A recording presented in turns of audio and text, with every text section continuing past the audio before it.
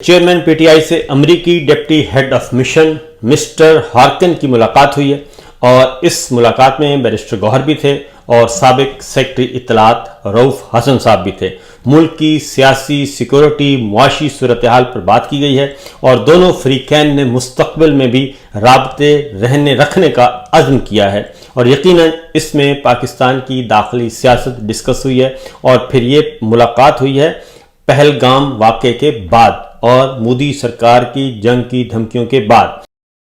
اس کے بعد اگلی خبر وہ بھی امریکہ سے ہی ہے اور آپ کو معلوم ہے کہ جو ولسن انہوں نے پاکستان ڈیموکریسی ایکٹ جو ہے وہ سبمٹ کیا ہوا ہے، قانون بل جو ہے وہ مسودہ سبمٹ کیا ہوا ہے کانگریس میں اور امریکی کانگریس میں، اور اس میں انہوں نے مطالبہ کیا ہوا ہے کہ پاکستان میں جمہوریت کو بحال کروایا جائے، نمبر 1۔ نمبر 2، جو بھی اس میں ذمہ دار ہے پاکستان میں جمہوریت ڈیریل کرنے میں، عمران خان صاحب کو جیل میں ڈالنے میں اور دیگر سیاسی قیدیوں کو جیل میں ڈالنے میں، بنیادی انسانی حقوق پامال کرنے میں ملوث ہیں جنرل عاصم منیر صاحب، اس لیے ان پہ شخصی پابندیاں عائد کی جائیں۔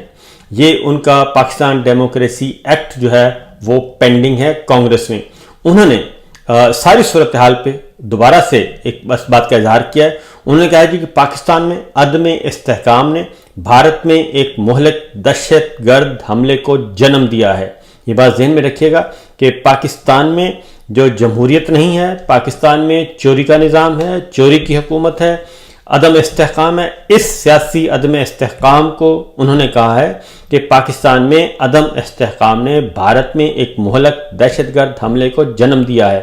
پاکستان میں استحکام کے لیے جمہوریت کی بحالی ضروری ہے اور اس مقصد کے لیے پاکستان ڈیموکریسی ایکٹ منظور کیا جائے، اور وہ پاکستان ڈیموکریسی ایکٹ جو ہے وہ جنرل صاحب پہ پابندیوں کا قانون ہے، شخصی پابندیوں کا، اور ان کی جائیدادیں ضبط کرنے کا، ان پہ سفری پابندیاں عائد کرنے کا اور ان پہ ادروائز جو بھی پابندیاں لگ سکتی ہیں اس نوعیت کی پابندیاں، اور اس کا اختیار ہوگا پریزیڈنٹ ٹرمپ کے پاس کہ وہ این او سی دیں گے تو وہ پابندیاں ہٹیں گی، ورنہ وہ جاری و ساری رہیں گی۔ اس طرح کا ایک قانون جو ہے وہ موجود ہے، تو جو ولسن نے اسے کہا ہے کہ فوراً اس کو منظور کیا جائے۔ یہ ہے ایکسٹرنل پریشر